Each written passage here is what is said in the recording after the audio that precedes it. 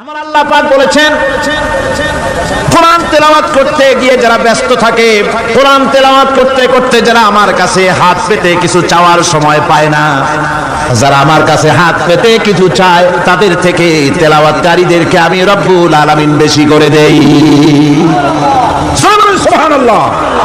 কোরআন তেলাওয়াত করতে করতে যারা আল্লাহর কাছে হাত পেতে চাওয়ার সময় পায় না, আল্লাহ পাক বলেন যারা চায় তাদের থেকে তেলাওয়াতকারীকে আমি বেশি দেই।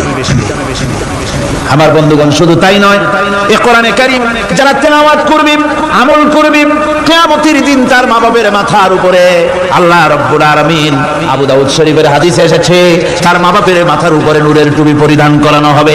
এমন নূরের টুপি, এমন নূরের তাজ পরানো হবে, চন্দ্র সূর্যের আলোকে ম্লান করে দেবে। হাসরবাসীরা প্রশ্ন করবেন, এ লোকটি কে? কোন ফেরেশতা নাকি? বলে না। কোন নবী নাকি? বলে না। তবে কি ইনি কে?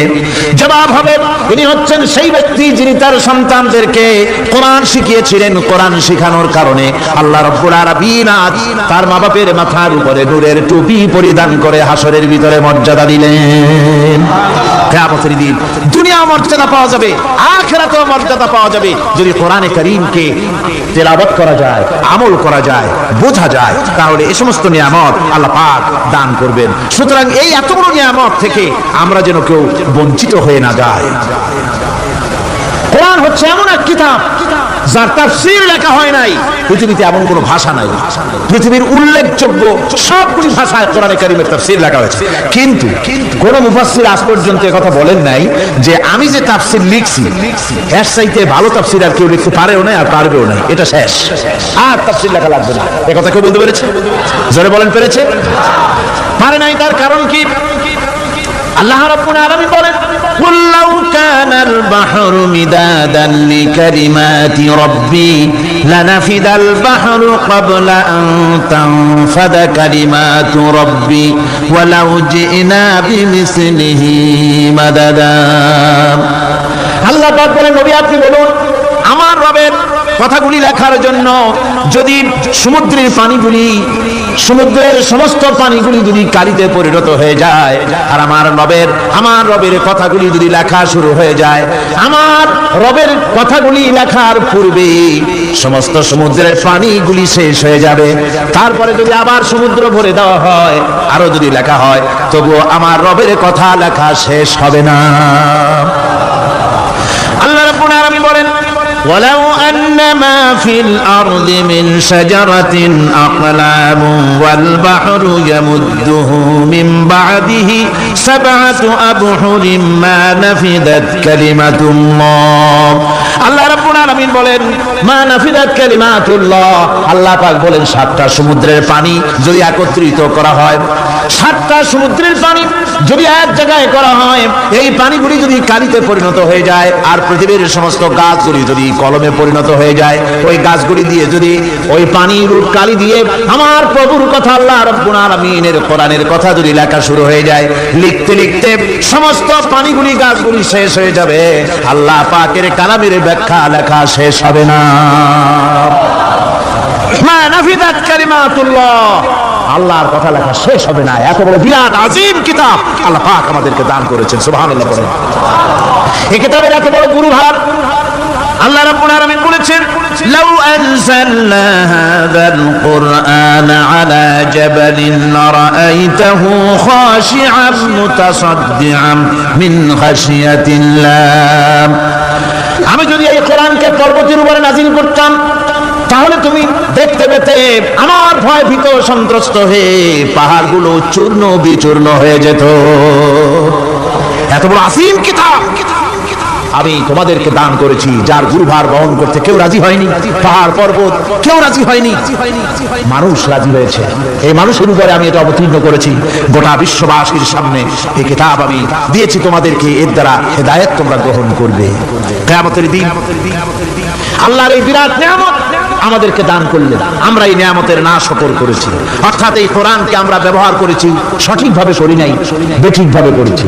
প্রথম দিন, দ্বিতীয় দিন আমি বলেছি কোরআন শরীফকে শুধু তাবিজ তোমারের জন্য, শুধু সওয়াবের জন্য তেলাওয়াত করেছি। আসলে শুধু সওয়াবের জন্য তা আসেনি। কোরআন বুঝতে হবে, আমল করতে হবে, তবে না শান্তি পাবো। আপনি যদি কোরআন হচ্ছে মানুষের জীবন সমস্যার সমাধানের গ্রন্থ। ওষুধ খেলে রোগ ভালো হয়। ওষুধ খেলে কি হয়? কেউ যদি সকাল বেলায় তসবিহ হাতে নিয়ে 500 বার পরে ওষুধ ওষুধ ওষুধ 500 বার পড়লে রোগ কি ভালো হবে? বরং রোগ আরো বাড়তে পারে চিল্লাতে চিল্লাতে।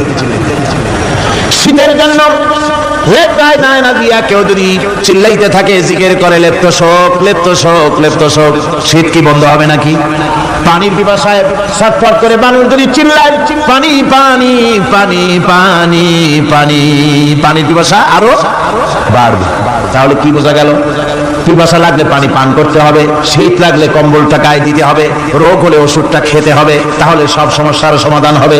অনুরূপ ভাবে আমরা শুধু কোরআনে কারীমকে তেলাওয়াত করি সওয়াবের নিয়তে, তার হুকুমগুলি জীবনের উপরে আমল করি না বলে আজকের জীবন আমাদের বিপর্যস্ত হয়েছে। ব্যক্তিতে, পরিবারে, রাষ্ট্রে শান্তি নাই, কোথাও শান্তি নাই এই কারণে। আর কিয়ামতের দিন রাসূল আসামি করবেন তাদেরকে যারা কোরআন অমান্য করেছে। রাসূল হবেন বাদী। বাদী হবেন কে? যারা বলেন কে বাদী হবেন? রাসূল। আসামি হবে কারা? যারা কোরআন ছেড়ে দিয়েছে। আল্লাহ রাব্বুল আলামিন বলেন وقال الرسول يا رب إن قوم اتخذوا هذا القرآن مهجورا। কিয়ামতের দিন রাসূল আল্লাহর দরবারে ফরিয়াদ করবেন, আয় আমার রব, আয় আমার আল্লাহ তাআলা, এই সমস্ত লোকগুলি তোমার কালামকে, তোমার কোরআনকে অপ্রয়োজনীয় জিনিস বলে তারা পরিত্যাগ করেছিল। আমার বন্ধুগণ, কিয়ামতের দিন যখন এরা উপস্থিত হবে আল্লাহর দরবারে, আল্লাহ রাব্বুল আলামিন কোরআনের সাথে যারা ঠাট্টা করেছে, বিদ্রুপ করেছে, কোরআনের আইনকে নিয়ে যারা ঠাট্টা বিদ্রুপ মজাক উড়াইছে, কিয়ামতের দিন তাদেরকে বলা হবে ওয়াকিলাল ইয়াউমা নানসাকুম কামা নাসিতুম লিকা ইয়াউমিকুম হাদা। কিয়ামতের দিন আল্লাহ রাব্বুল আলামিন কোরআনের ঠাট্টাকারী, কোরআনের বিদ্রুপকারী, কোরআনের আইনের অমান্যকারীদেরকে বলবেন আমি আজকে তোমাদের ভুলে গেলাম, যেমন করে তোমরা এই দিনে আমার সঙ্গে সাক্ষাৎকারের কথা ভুলে গিয়েছিলে। তোমরা যেমন আমার আজকের এই কিয়ামতের দিনের কথা যারা ভুলে গিয়েছিলে, আজকে আমিও তোমাদেরকে ভুলে গেলাম। এরপরে কি হবে? ওয়া মাওয়াকুমুন নার ওয়া মা লাকুম মিন নাসিরিন। আল্লাহ পাক বলেন এরপরে এদের জায়গা হবে জাহান্নাম, আর এদের সাহায্যকারীও কেউ থাকবে না, জাহান্নামে চিরকাল থাকতে হবে। এটা এই জন্য যে তারা আল্লাহর কোরআনের সঙ্গে ঠাট্টা করেছে, বিদ্রুপ করেছে, কোরআনের আইন মানে নাই, কোরআনের আইনকে অমান্য করে চলেছে। এই জন্য কিয়ামতের দিন আল্লাহ রাব্বুল আলামিন তাদেরকে শাস্তি প্রদান করবেন। কোরআন পৃথিবীর বুকে আল্লাহ নাযিল করেছেন, শুধু তেলাওয়াত করবেন ঝুলে ঝুলে, এই জন্য নয়। কি জন্য নাযিল হলো? এবার উদ্দেশ্য শুনুন। আল্লাহ পাক বলেন আর রহমান আল্লামাল কোরআন। আল্লাহ রাব্বুল আলামিন তিনি হলেন এমন দয়াবান, এমন রহমান, যিনি কোরআন শিখালেন। কি কারণে শিখালেন? কোরআন নাযিলের উদ্দেশ্য কি? আল্লাহ পাক বলেন ইন্না আনসালনা ইলাইকাল কিতাবা বিল হাক্কি লিতাহকুমা বাইনান নাসি বিমা আরাকাল্লাহ। আল্লাহ পাক বলেন এই কিতাব আমি আপনার প্রতি অবতীর্ণ করেছি এই জন্য যাতে করে আপনি আল্লাহর প্রদর্শিত এই বিধান অনুযায়ী মানুষের উপরে বিচার ফয়সালা করতে পারেন। মানুষের উপরে আইন চলবে আল্লাহ। কার আইন? জোরে বলেন কার আইন? আলা লাহুল খালক ওয়াল আমর। সৃষ্টিজাত আইন চলবে কার? আল্লাহ পাক বলেন এই জন্য নাজিল করলাম, কোরআন নাজিল করেছি যাতে করে কোরআনের আইন দিয়ে বিচার ফয়সালা করতে পারেন, সেই জন্যই কোরআন নাজিল করলাম। আসলে আল্লাহ নবীর এই পৃথিবীতে আগমনের উদ্দেশ্য ওটাই ছিল। হুয়াল্লাযী আরসালা রাসূলাহু বিল হুদা ওয়া দীনিল হক লিইয়ুযহিরাহু আলাদ-দীনি কুল্লিহি ওয়া কাফা বিল্লাহি শাহীদা। আল্লাহ রাব্বুল আলামিন বলেন আমি আমার রাসূলকে দ্বীনে হক, সত্যের বিধান সহকারে দুনিয়ায় প্রেরণ করেছি। লিইয়ুযহিরাহু আলাদ-দীনি কুল্লিহি আয় লিইয়ুগলিবাহু আলা সাইরিল আদিয়ান। সমস্ত আদিয়ানে বাতিলের উপরে আমার দিনকে বিজয়ী করে দেওয়ার জন্য আমি রাসূলের কাছে কিতাব সহকারে তাকে অবতীর্ণ করেছি। এ দায়িত্ব শুধু মুহাম্মদ সাল্লাল্লাহু আলাইহি ওয়াসাল্লামের ছিল না, দুনিয়ার উপরে আল্লাহর দিন কায়েম করা, আল্লাহর বিধান অনুযায়ী মানুষের বিচার ফয়সালার দায়িত্ব শুধু মুহাম্মদ সাল্লাল্লাহু আলাইহি ওয়াসাল্লামের ছিল না, সমস্ত নবীদের ছিল। কাদের ছিল? সব। فبعث الله النبيين مبشرين منذرين وأنزل معهم الكتاب بالحق ليحكم بين الناس।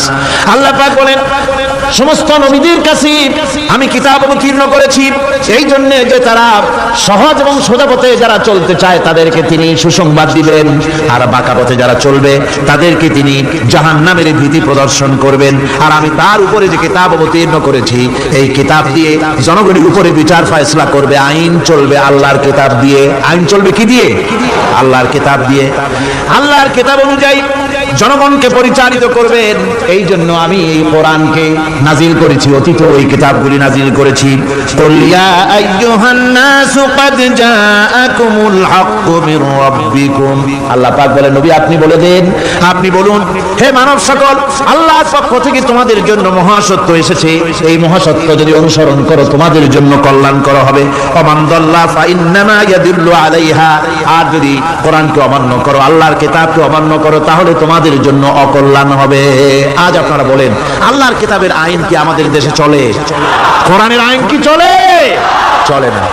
কোরআনের আইন চলে না। আমরা কি খুব শান্তিতে আছি? খুব আরামে আছি? শ্রমিকরা তাদের শ্রমের মূল্য পায়, কৃষক তার উৎপাদিত পণ্যের সঠিক দাম পায়, নারী তার সতীত্বের মর্যাদা পায়।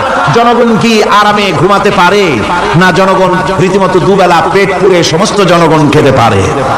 এর একমাত্র কারণ হচ্ছে কোরআনের আইনকে অমান্য করা হয়েছে।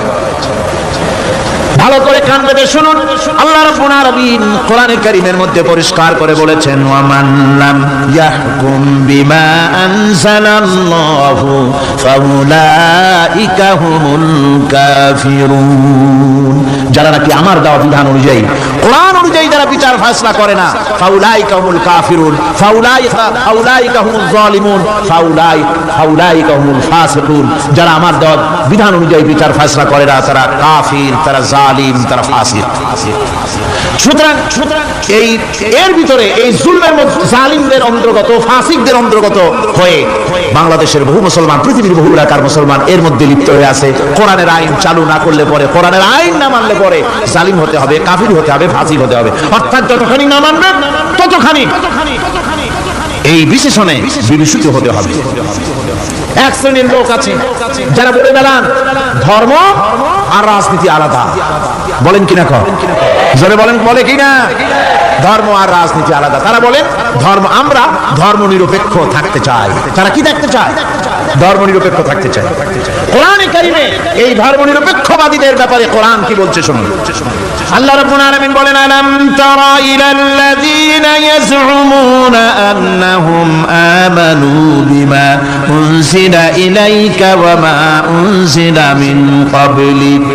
আল্লাহ পাক বলেন হে নবী তুমি কি সেই সব লোকদেরকে দেখেছো যারা দাবি তো করে যে আমরা আল্লাহর উপর ঈমান এনেছি আর এই কিতাবের উপর ঈমান এনেছি, এর পূর্বে যত কিতাব নাজিল হয়েছে সে সব কিতাবের উপরেও ঈমান এনেছি।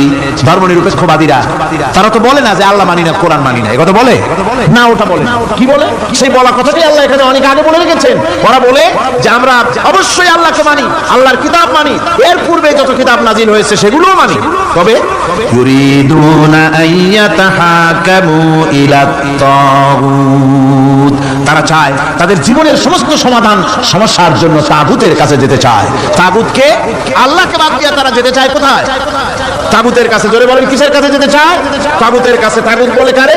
তাগুত বলা হয় যে নিজে আল্লাহর আইন মানে না এবং অপরকেও আল্লাহর আইন অমান্য করতে বাধ্য করে, তাকে বলা হয় তাগুত।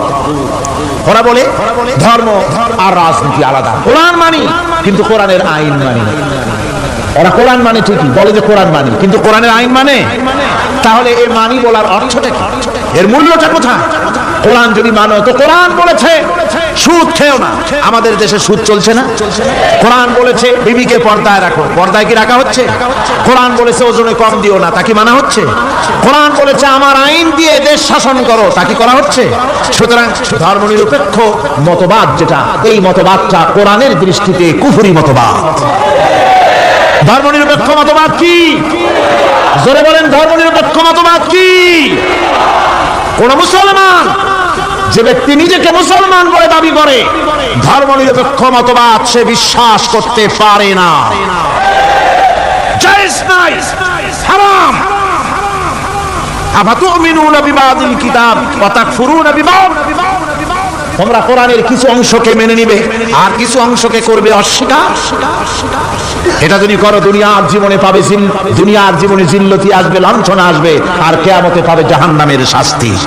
সুতরাং ধর্মনিরপেক্ষ মতবাদের অর্থ তারা বলে যে ধর্মহীনতা নয়, আসলে কিন্তু ধর্মনিরপেক্ষ মতবাদের অর্থই হলো ধর্মহীনতা। ঠিক কিনা কোন? যারা বলেন ঠিক কিনা?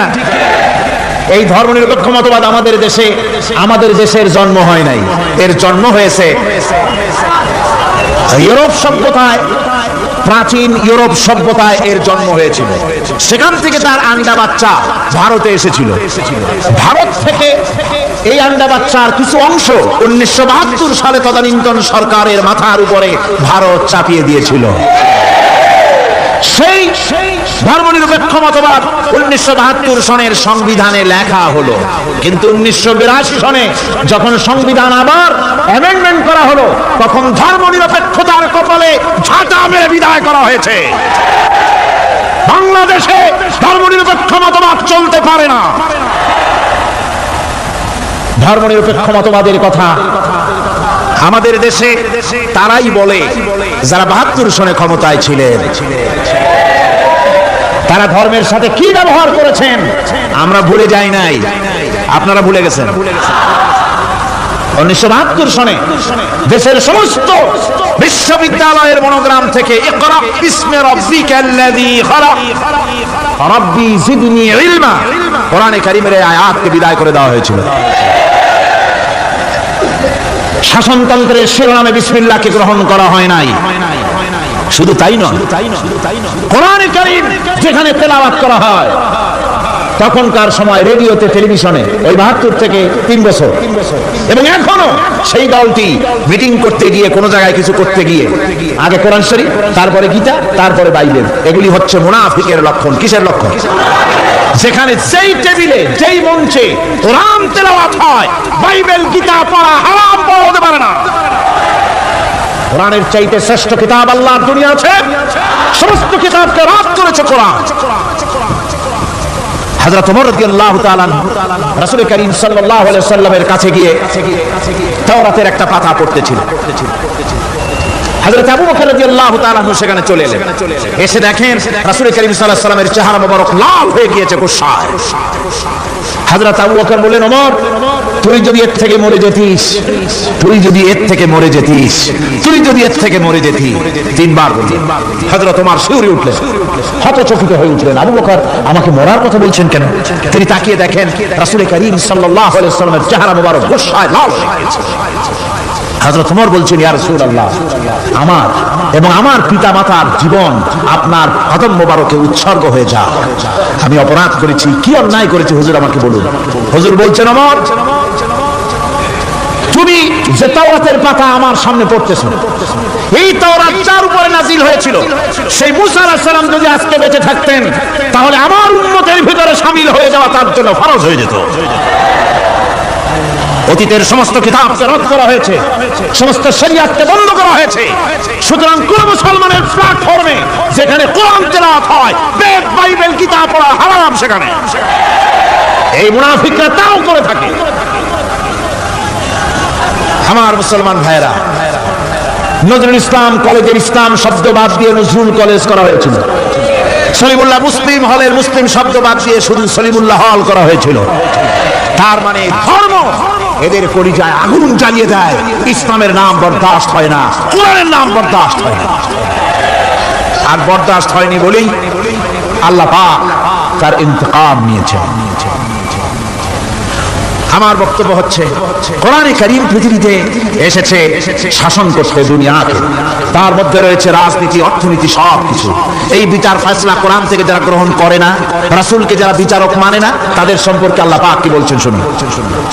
ফালা ওয়া রাব্বিকা লা ইউমিনুনা হাত্তা ইউহাক্কিমুকা ফীমা শাজারা বাইনাহুম সুম্মা লা ইয়াজিদু ফী আনফুসিহিম হারাজাম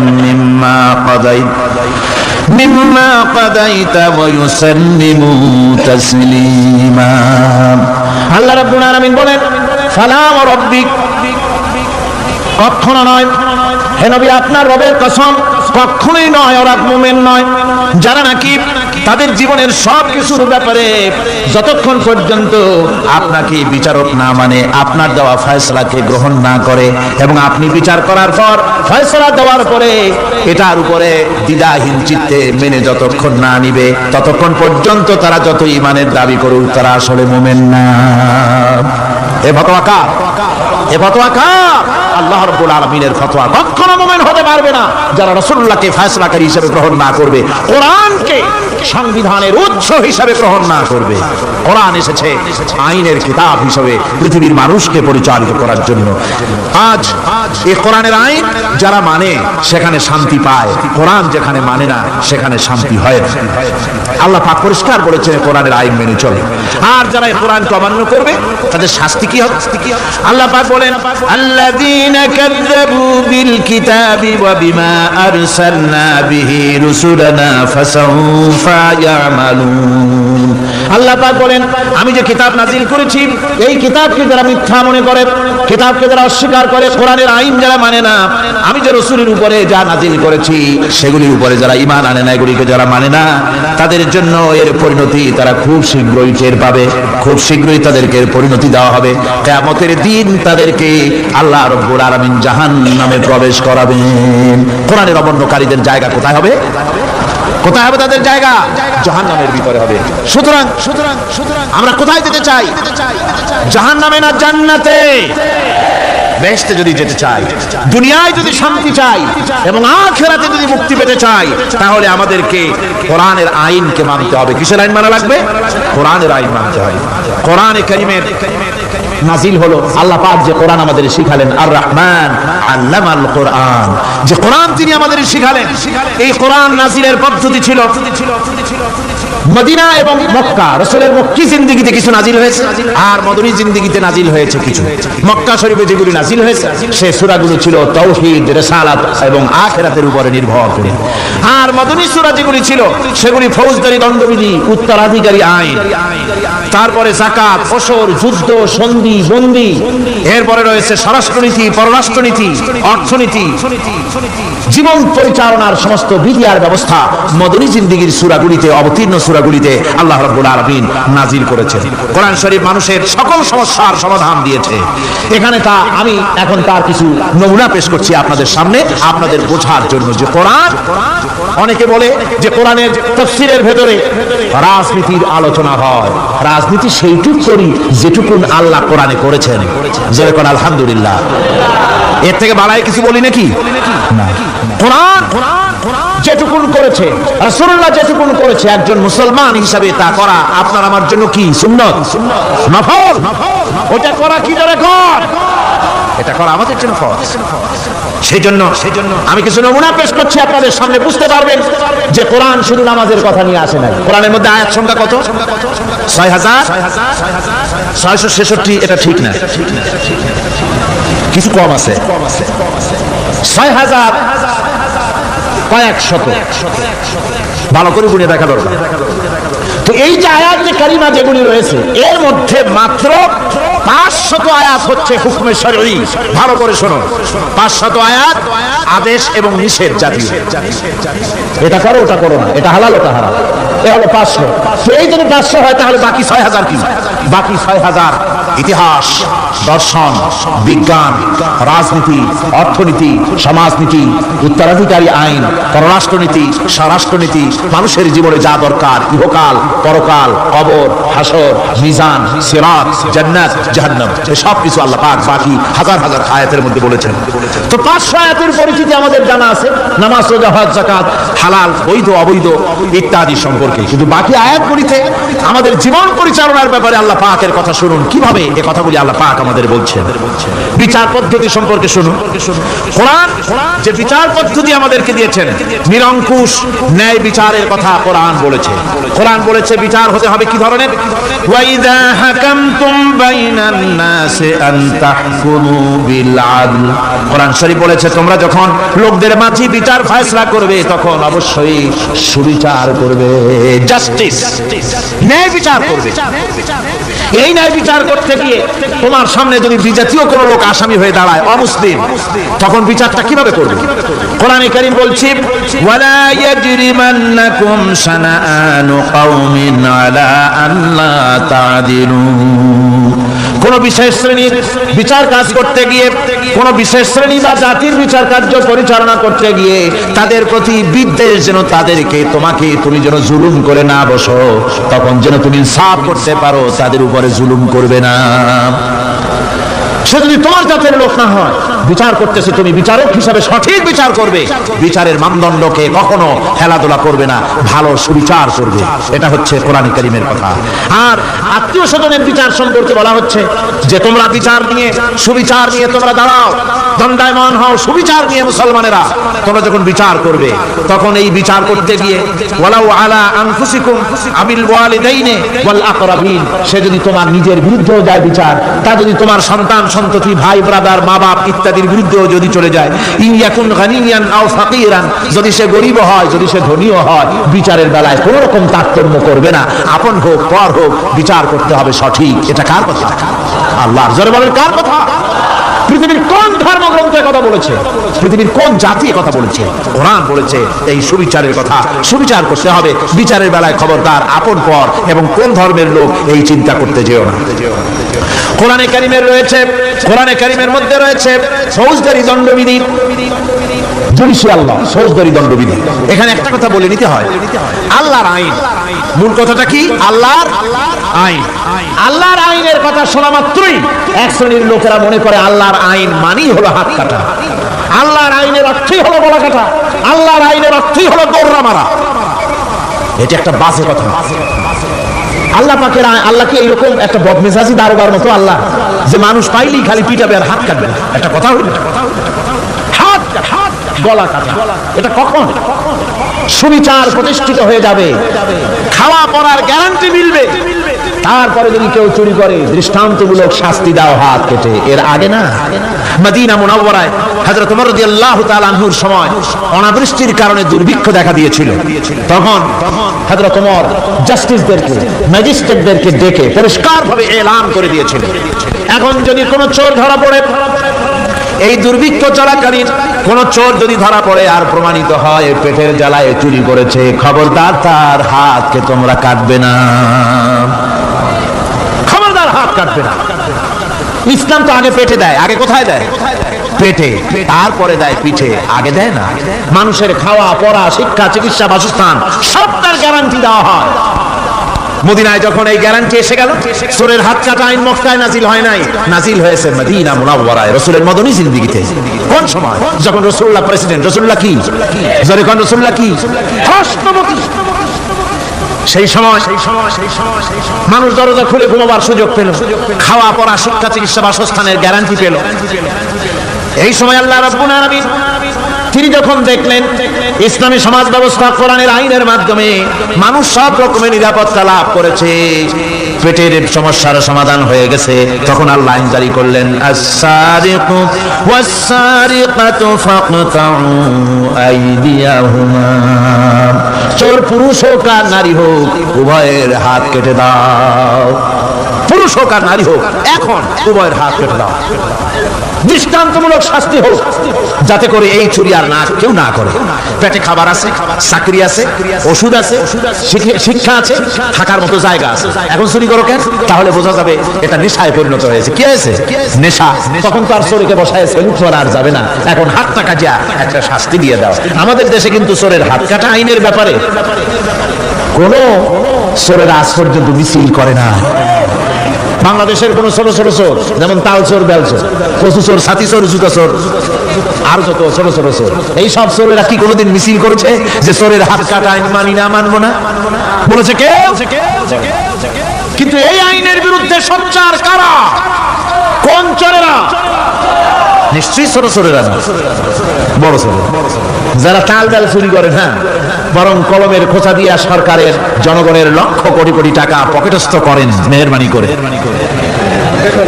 ওইসব তারা মনে করেন যদি এই আইন চালু হয়ে যায় তাহলে তাল চোর বেল চোরের তো কোনো ক্ষতি নাই, ইসলামী রাষ্ট্র চালু হলে পরে তো সকলের পেটে ভাত আসবে, ওই তাল বেল আর চুরি করা লাগবে না, তাদের তো সুবিধা। কিন্তু মুসিবতটা তো আমাদের হবে। বেশি খাইয়া খাইয়া জিহ্বা পুরু হয়ে গেছে, এখন ওই বেশি খাইতে না পারলে বদভ্যাস চালু হয়ে যাবে, চুরি করতে যখন যাইবে তখন এই আইন তো বিসমিল্লাহ হবে আমাদের দিয়া।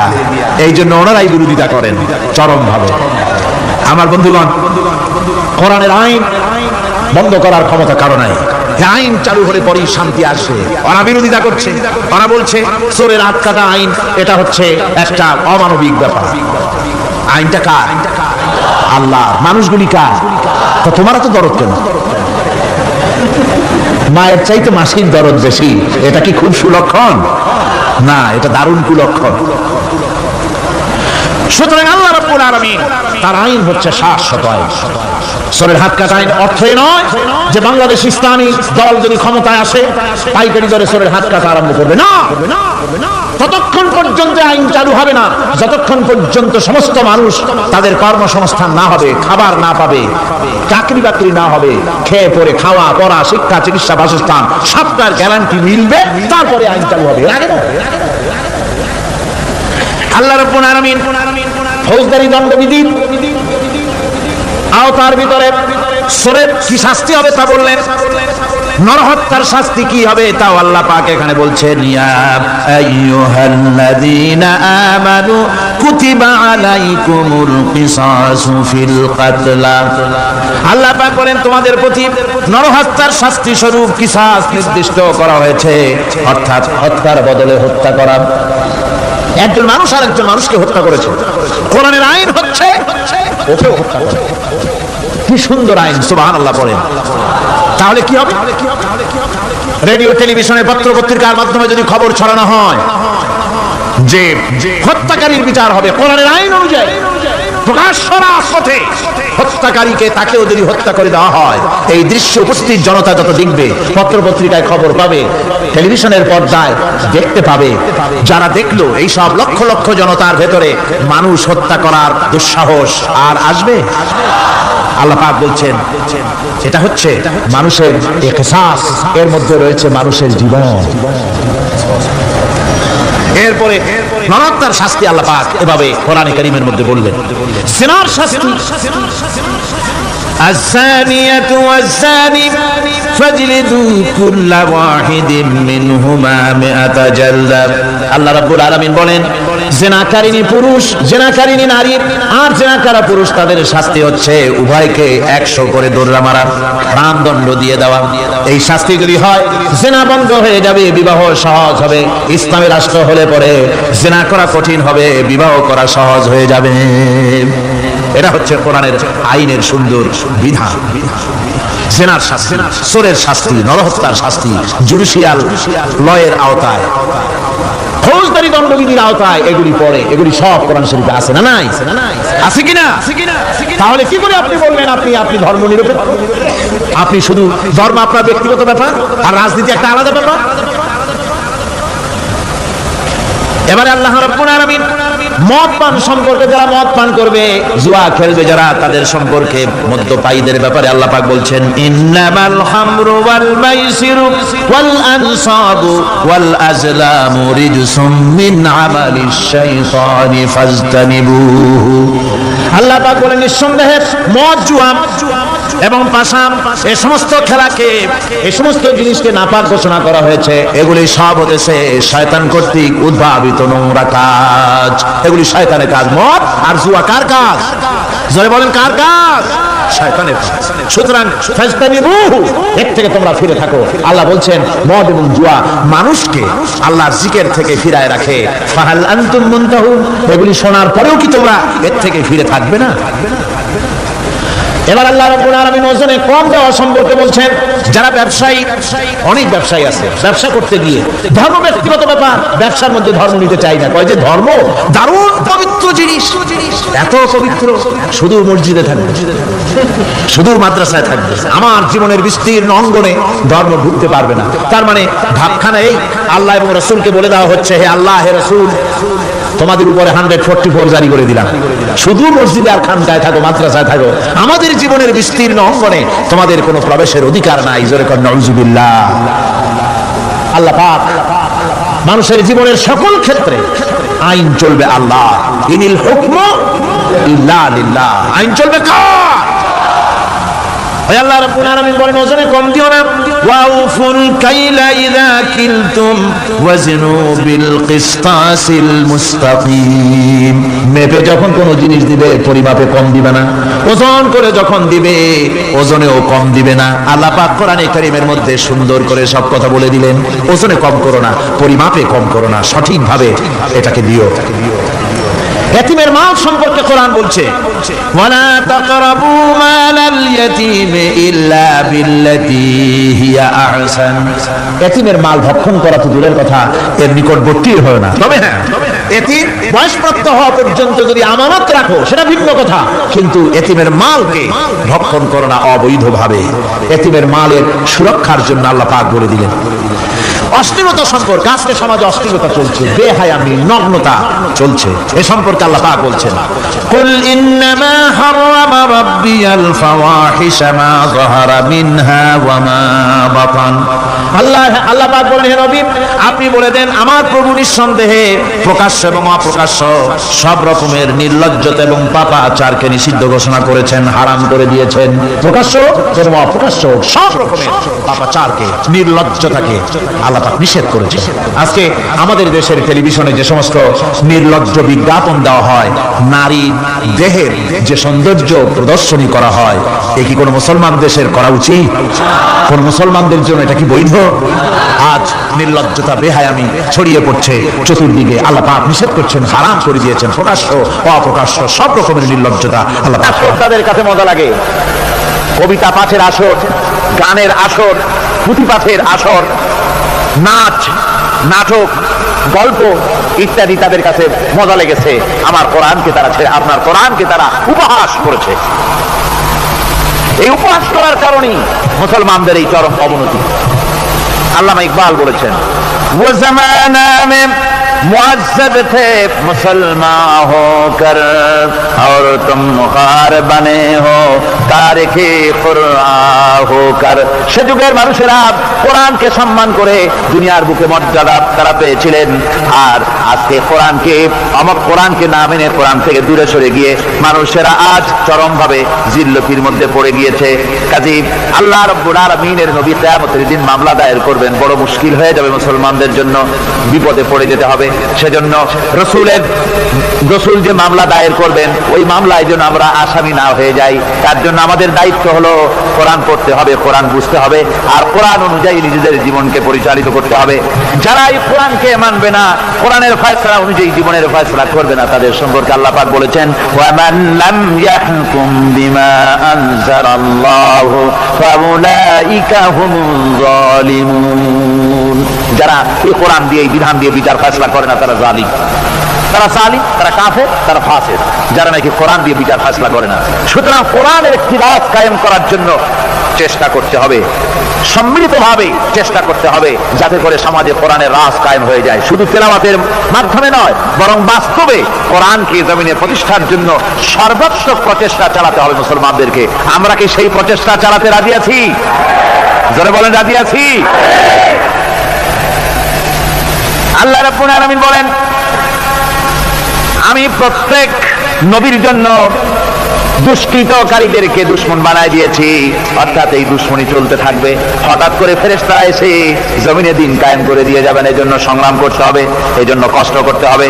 আর আল্লাহ পাক বলেন, নবীকে বলছেন, আপনাকে সাহায্য করার জন্য, সত্য পথ দেখাবার জন্য আর সাহায্য করার জন্য আমি আল্লাহ আপনার জন্য যথেষ্ট। যখন দিন কায়েমের জন্য সংগ্রামে মানুষ লিপ্ত হয়ে যাবে, আল্লাহ পাক বলেন, শত্রুদের হাতে অসহায় করে আমি তোমাদের ছেড়ে দেব না। ওয়া কানা হাক্কান আলাইনা নাসরুল মুমিনিন। মুমিনদের সাহায্য করা আমি আল্লাহর জন্য ওয়াজিব। মুমিনদের জন্য সাহায্য করা আল্লাহর কি হক। আল্লাহ বলেন, আমি মুমিনদেরকে সাহায্য করব, ভয় পাইও না। ওয়ালা তাহিনু ওয়ালা তাহজানু ওয়া আনতুমুল আলাউনা ইন কুনতুম মুমিনিন। কোনো ভয় নাই, কোনো চিন্তা নাই। যদি মুমিন হও, আমি আল্লাহ তোমাদেরকে বিজয়ী করব। মুমিন হওয়া লাগবে। আর যদি মুমিন না হও, তাহলে বারবার মতো কাফেরের দেশ ভয় দেখাবে, ভয়ের সাথে চিত হয়ে পড়বা। বুঝলেন? ঈমান যদি থাকে, ঈমানের মজবুতি যদি থাকে, তাহলে মুসলমান লড়াই করে এসেছে, ইতিহাস দেখিয়ে এসেছে। সামান্য কয়েকজন মুসলমান, আল্লাহ বলেছেন 10 জন যদি হও, 100-র উপরে আমি তোমাদেরকে জয়যুক্ত করব। সুবহানাল্লাহ। মুত্তাকি হতে হবে, সাবের হতে হবে। মুসলমান হলে তার তো ভয়ের কিছু নাই। সে লড়াই করে অস্ত্রের জোরে নয়, জনবলে সৈন্যদের শক্তির জোরে নয়, সে লড়াই করে আল্লাহ রহমতের উপরে ভরসা করে, ইমানের জোরে। কিসের জোরে? ইমানের জোরে। এই জন্য মুসলমানদের সাথে যারাই লড়াই করতে এসছে, মার খাইয়া পলাইয়া কুল পায় নাই, মহাবীর দুর্বল সিংহের মতো পলাইছে। তাদের তার কারণ কি? যে ওদের চিন্তা হলো যে যদি মরি তো জাহান্নাম ছাড়া পথ নাই। আর মুসলমান সে মনে করছে যদি বাঁচি তো গাছি, আর যদি মরি শহীদ হয়ে যাবো, জান্নাতে চলে যাবো। কোথায় চলে যাবো? জান্নাতে চলে যাবো। আমার ভাইয়েরা, এজন্য বিশ্বকবি কবি সম্রাট আল্লামা ইকবাল বলেছেন, বাতিল সে দবনে ওয়ালে है आसमान ही हम, बातिल से दबने वाले है आसमान ही हम, सो बर कर चुका है तू इम्तिहान हमारा। বাতিলের সামনে মাথা নত করার জাত আমরা না। আকাশ সাক্ষী, জমিন সাক্ষী, এ পৃথিবী সাক্ষী। মুসলমানেরা কখনো, ইমানদার মুসলমানেরা কখন মাথা, কোন সময় তারা মাথা নত করে না। তারা সেই বীর জাতি। দস্ত দস্ত है दरिया भी न छोड़े हमने, दस्त दस्त है दरिया भी न छोड़े हमने, बहर जुल्मत में दौड़ा दिए घोड़े हमने। আমরা সেই জাতি, প্রান্তর তো প্রান্তর। শ্রাবণের খস্রতা উত্তাল তরঙ্গমালা নদীর উপর থেকে ঘোড়া দাবড়িয়ে আমি নদীর অপর পারে ইসলামের পতাকা উড্ডীন করেছি, আমি সেই মুসলমান। সুতরাং আল্লাহ রাব্বুল আলামিন বলেন, ইয়া আইয়ুহাল্লাযীনা আমানু ইন তানসুরুল্লাহা ইয়ানসুরকুম। ও বিশ্বাসীরা, তোমরা যদি আল্লাহর মদদ করো, আল্লাহ তোমাদের মদদ করবেন। তোমরা আল্লাহর সাহায্য করো, আল্লাহ তোমাদের সাহায্য করবে। আল্লাহ কি সাহায্য করবেন আপনারা? আল্লাহ দান কম হয়েছে না চাল কম হয়েছে? কি সাহায্য করবেন? আল্লাহর সাহায্য মানে ইসলামের সাহায্য। আপনি যদি ইসলামের সাহায্য করেন, আল্লাহ রাব্বুল আলামিন আপনাকে সাহায্য করবেন। আর সাহায্য এমন ভাবে করবেন, ইতিহাসে বহু কথা আছে, আমি সংক্ষেপ করে দিচ্ছি। বদরের প্রান্তরে মাত্র কয়েকজন মুসলমান, আল্লাহ পাক তাদেরকে কিভাবে জিতালেন। আল্লাহ পাকের ওই কবি বলতেছেন, ফেদায়ে বদরে পয়দা কুন ফেরেশতে তেরি নুসরত কো উতার सकते गर्दों से कतर अंदर कतर अभी। বদরের প্রান্তরে মুসলমানদের ঈমান ছিল। ওই ঈমান যদি তোমরা আনতে পারো, তাহলে আমি আল্লাহ রাব্বুল আলামিন কাতারে কাতারে ফেরেশতা তোমাদের জন্য অবতীর্ণ করে দিতে পারি। সুবহানাল্লাহ। وقال الذين كفروا لولا نزل عليه القرآن جملة واحدة كذلك لنثبت به فؤادك ورتلناه ترتيلا আল্লাহ পাক কোরআন শরীফের মধ্যে বলেছেন, একজন যদি হও ইমানদার মুত্তাকি 10 জনের উপরে বিজয়ী হবে, 10 জন যদি হও 100-র উপরে বিজয়ী হবে, 100 যদি হও 1000-এর উপরে বিজয়ী করব। জোরে বলেন সুবহানাল্লাহ। কবি বলতেছেন, ফিজায়ে বদরে পয়দা কুন ফেরেশতে তেরি নুসরত কো উতার सकते গর্দু সে কতর अंदर কতর আবি। বদরের মুসলমানদের মতোই বানানো, তাহলে আকাশ থেকে কাতারে কাতারে ফেরেশতা নাজিল করে দিয়ে আল্লাহ পাক তোমাদেরকে সাহায্য করবেন। সুবহানাল্লাহ। সে আল্লাহ আছে না নাই? জোরে বলেন আছে না নাই?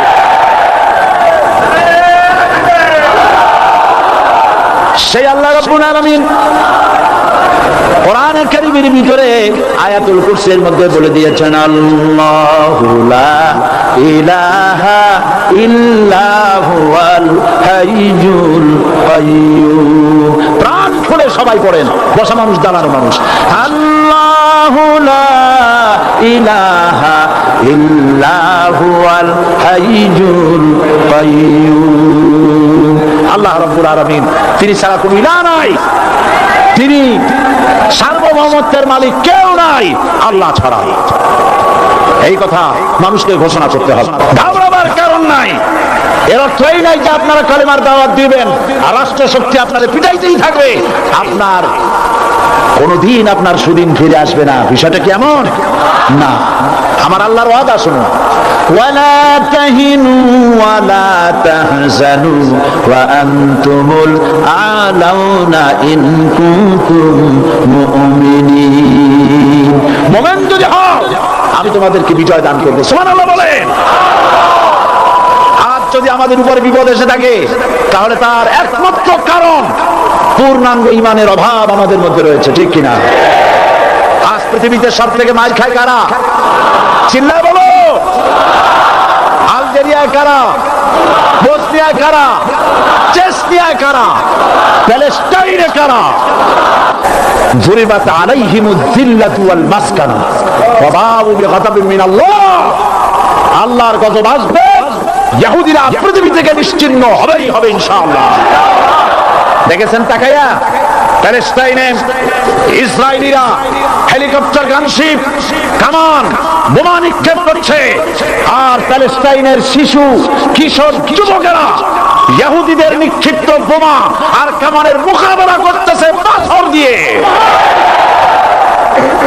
আমি আমার অন্তরের অন্তঃস্থল থেকে ধন্যবাদ জানাই, মুবারকবাদ জানাই খালিদ বিন ওলীদের উত্তরসূরি, খাব্বাব খুবাইবের উত্তরসূরি প্যালেস্টাইনের ওই সব যুবকদেরকে যারা কাফের বেঈমান ইহুদিদের মোকাবেলা করতেছে ইট আর পাথর দিয়ে।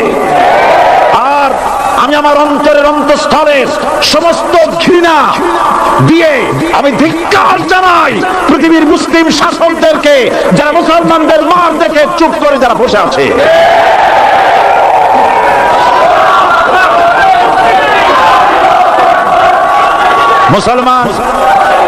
মুসলমান যদি মুসলমানের মতো হয় 10 জন যথেষ্ট, কয়জন যথেষ্ট? কোথায় আছে কথা? আল্লাহ পাক কোরআন শরীফের মধ্যে বলেছেন, একজন যদি হও ইমানদার মুত্তাকি 10 জনের উপরে বিজয়ী হবে, 10 জন যদি হও 100-র উপরে বিজয়ী হবে, 100 যদি হও 1000-এর উপরে বিজয়ী করব। জোরে বলেন সুবহানাল্লাহ। কবি বলতেছেন, ফিজায়ে বদরে পয়দা কুন ফেরেশতে তেরি নুসরত কো উতার सकते গর্দু সে কতর अंदर কতর আবি। বদরের মুসলমানদের মতোই বানানো, তাহলে আকাশ থেকে কাতারে কাতারে ফেরেশতা নাজিল করে দিয়ে আল্লাহ পাক তোমাদেরকে সাহায্য করবেন। সুবহানাল্লাহ। সে আল্লাহ আছে না নাই? জোরে বলেন আছে না নাই?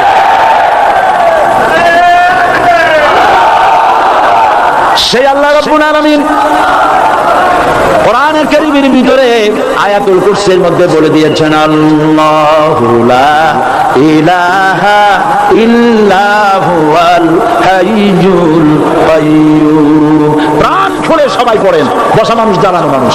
আল্লাহু লা ইলাহা ইল্লা হুয়াল হাইয়ুল কাইয়্যুম। আল্লাহ রাব্বুল আলামিন, তিনি ছাড়া কোনো ইলাহ নাই, তিনি সার্বভৌমত্বের মালিক, কেউ নাই আল্লাহ ছাড়া। এই কথা মানুষকে ঘোষণা করতে হবে। বাধা, এই কথা বললেই বাধা দেবে কয় শ্রেণীর লোক? 3 শ্রেণী। প্রথম শ্রেণী হচ্ছে কে? রাষ্ট্রশক্তি। আজও তারা বাধা দিচ্ছে।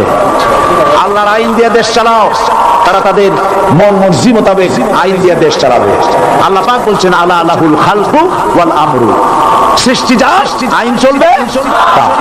কারো বাবার আইন চলতে পারে না, নিজেদের তৈরি করা আইন চলবে না। ইনিল হুকমু ইল্লা লিল্লাহ, একমাত্র আইন চলবে কার? এই আইন রাসূল করিম সাল্লাল্লাহু আলাইহি ওয়াসাল্লাম মদিনায় কোরআন দিয়ে প্রতিষ্ঠিত করেছিলেন। আল্লাহর বিধান, আল্লাহর সার্বভৌমত্ব কায়েম করেছিলেন। কোরআন সংবিধান হলো, চুরি বন্ধ হলো, ডাকাতি বন্ধ হলো, জিনা বন্ধ হলো, হত্যা বন্ধ হলো, ধর্ষণ বন্ধ হলো, সব কিছু বন্ধ হয়ে গিয়ে মুসলমানেরা শান্তি লাভ করলো, পৃথিবীর মানুষ শান্তি লাভ করলো। সুবহানাল্লাহ। আজ মুসলমানেরা শত্রু চেনে না, বন্ধু চেনে না। বন্ধুকে বানাইছে শত্রু, শত্রুকে বানাইছে বন্ধু। কে বন্ধু কে শত্রু চিনাই দিবেন কে? আল্লাহ। বলেন কে দিবেন? আল্লাহ রাব্বুল আলামিন কোরআনে কারীমের মধ্যে পরিষ্কার করে বলেছেন লাতাজিদান্না শাদ্দান নাসি আদাওয়াতান লিল্লাযিনা আমানুল ইয়াহুদা ওয়াল্লাযিনা আশরাকু।